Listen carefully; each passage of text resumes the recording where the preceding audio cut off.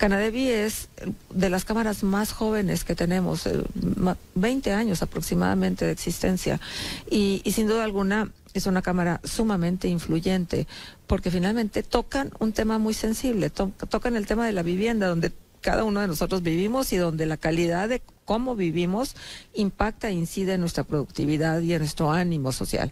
Entonces, cuéntenos, ¿cuál es el momento que vive la industria inmobiliaria y cómo enfrenta las situaciones macroeconómicas del país y del mundo? Carlos, eres tan amable. Sí, bueno, la situación de la vivienda está pasando por un momento muy interesante.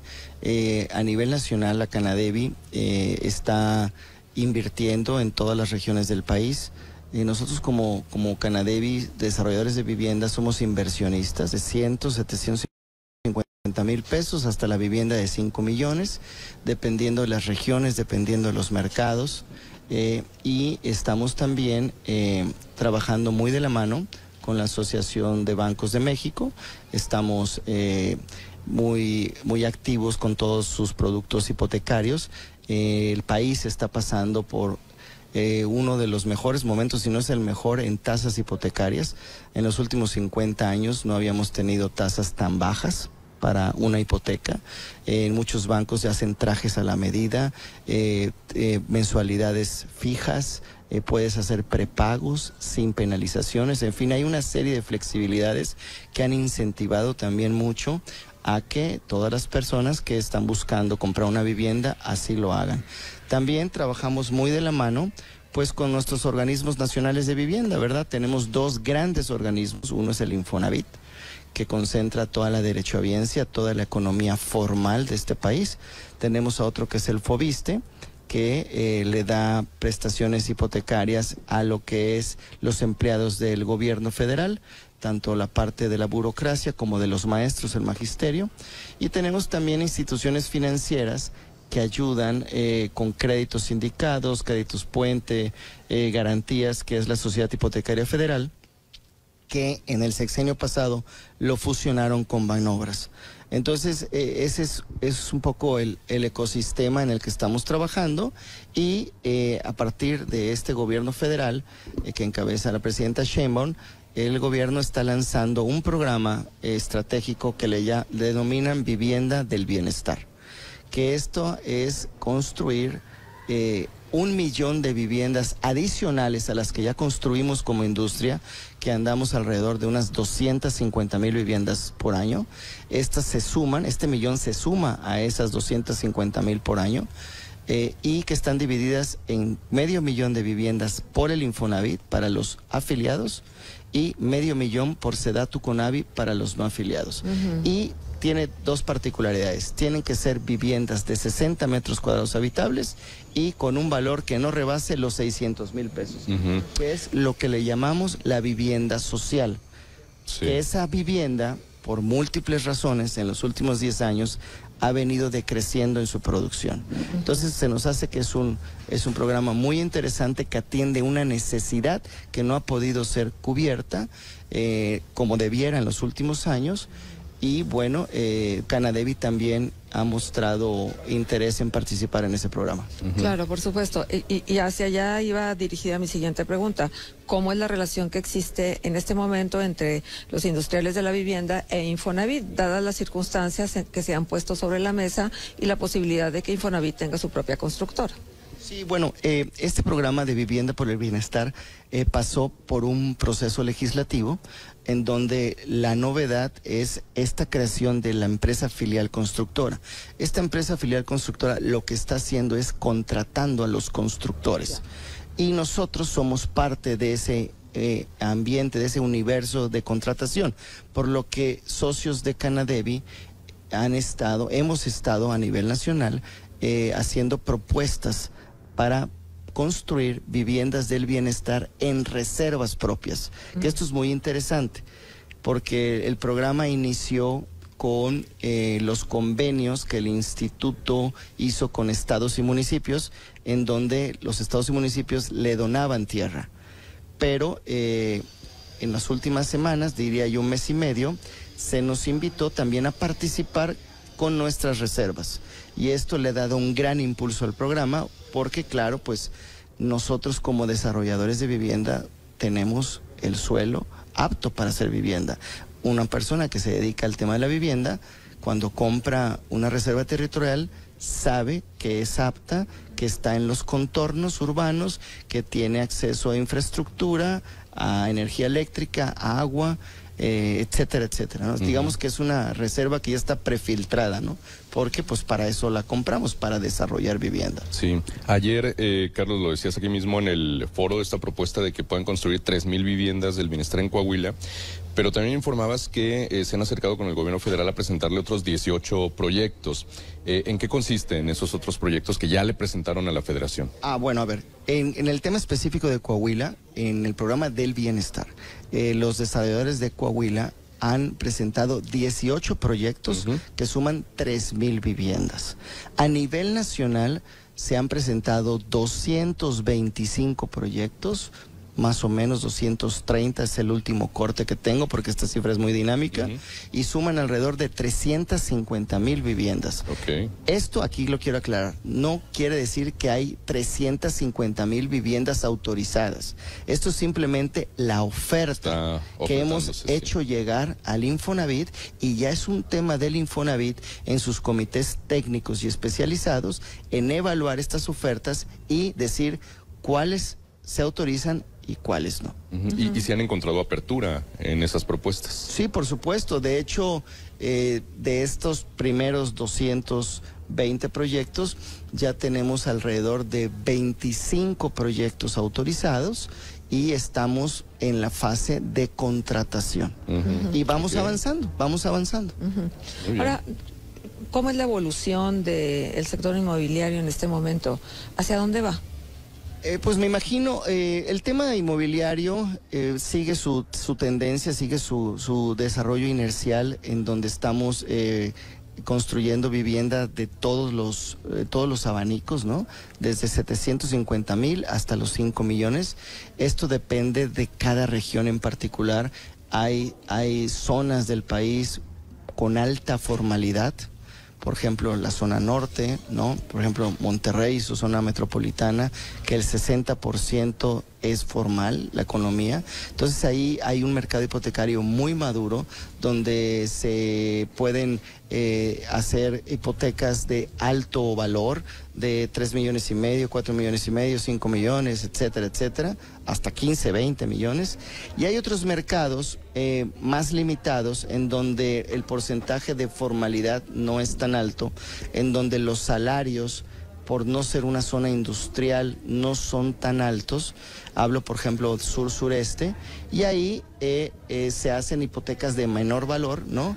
Ahí es donde tiene mucho sentido el tema de la vivienda social, porque no hay que perder de vista que la capacidad de compra en un crédito hipotecario va muy vinculada al salario. Entonces, obviamente, mientras más bajo es el salario, menos capacidad de compra tienes para un crédito hipotecario. Y esa es la razón, es uno de los principales argumentos para detonar este programa de vivienda del bienestar, porque este programa está dirigido a trabajadores de 1 y 2 salarios. Sí. 1 y 2 salarios. Por eso es que el precio tope de la vivienda tiene que ser 600,000 pesos, porque es la capacidad de crédito, la capacidad de compra que tienen todos esos derechohabientes, que son 6 millones de mexicanos y mexicanas que están cotizando Infonavit, que están entre 1 y 2 salarios. Entonces, hay que atenderlos, y lo que pretende este programa de vivienda del bienestar es redirigir las baterías. Entonces, eso podría ser un poco el cambio. Regresando a tu pregunta, ¿cómo va a evolucionar el mercado? Va a seguir en sus temas tradicionales de oferta de vivienda, pero con el ingrediente nuevo de la vivienda del bienestar, que va a retomar la oferta y la producción social de vivienda. Carlos, y en el tema de innovación y sustentabilidad, ¿qué están haciendo? Bueno, todas las casas, por ejemplo, de Infonavit llevan ecotecnologías. Nosotros tenemos ya muchos años trabajando con materiales que tienen que tener su NOM mexicana, que tienen que tener sus certificados. Manejamos las viviendas con aislamientos térmicos, manejamos regaderas WC, llaves con ahorradores, focos ahorradores, calentadores de paso. En fin, estamos manejando muchas eficiencias energéticas, estamos utilizando materiales aislantes y todo eso lo venimos haciendo ya desde pues ya tiene como unos 15 años que estamos ya manejando eso. También en el tema de las empresas, hay muchas empresas que se están certificando, ¿no? Porque muchas empresas están financiando con fondos internacionales y esos fondos requieren que las empresas cumplan con ciertas certificaciones, ¿no? Entonces la industria está evolucionando, ha madurado muchísimo, las empresas están cada vez más profesionalizadas, ¿no? En Canadevi tenemos el 80% son empresas pequeñas, empresas locales. Digamos que el otro 15% son empresas medianas que pueden ser regionales, que trabajen en 2 estados del país o en varios municipios de sus estados. Y tenemos un 5% de empresas grandes nacionales, algunas de ellas cotizan en bolsa, que son empresas que ya trabajan en 15, 16, 18 ciudades del país. Oye, Carlos, ¿qué le dirías a las generaciones de jóvenes profesionistas que nos están escuchando? Porque luego hay esta idea que se replica mucho también en redes sociales de la imposibilidad de adquirir vivienda por cómo se ha estrechado la economía, por ciertas incertidumbres, porque hay muchos salarios muy poco competitivos en muchos ámbitos de la economía, de la vida laboral. Y entonces hay esta idea, ¿no? De que una deuda así a largo plazo, pues prácticamente imposible. Sin embargo, al inicio nos decías que es un muy buen momento en el tema de la vivienda. ¿Qué le dirías a todos esos jóvenes profesionistas que están tratando de ver cómo inician a hacer su patrimonio? Sí, pues yo les diría que se acerquen a las instituciones bancarias, al mismo Infonavit si cotizan, si son trabajadores del gobierno federal, al Fobiste. Hay algunos hábitos de las nuevas generaciones, por ejemplo, que del co-living, ¿no? Que varios rentan un departamento y viven juntos y así se mantienen unos años de su vida en una renta común y ya luego pues se casan y cuando tienen o se enteran que van a ser papás, entonces ya buscan dar el brinco a tener un patrimonio y ahí buscar ya tener su casa con una hipoteca, ¿no? A lo mejor eso pasa a los 30 y tantos años, 32, 33 años, ¿no?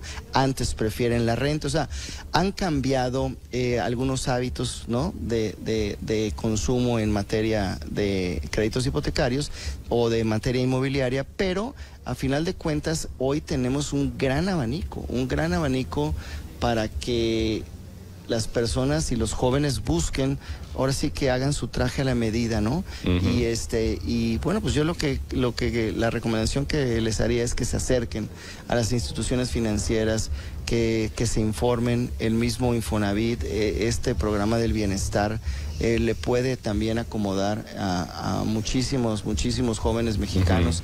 Viene también un programa de renta, esto también está dirigido para los jóvenes, ¿no? Sí, y que puedan adquirir la casa después de 10 años. Por supuesto. Entonces, yo lo que los convocaría es a que se acerquen y que se informen y que vean que todo el abanico de posibilidades que pueden realizar, dependiendo de sus necesidades. Carlos, la gente participa y me encanta que nos digan lo siguiente. Creo que lo menos importante en la cuestión de la vivienda es el tema financiero.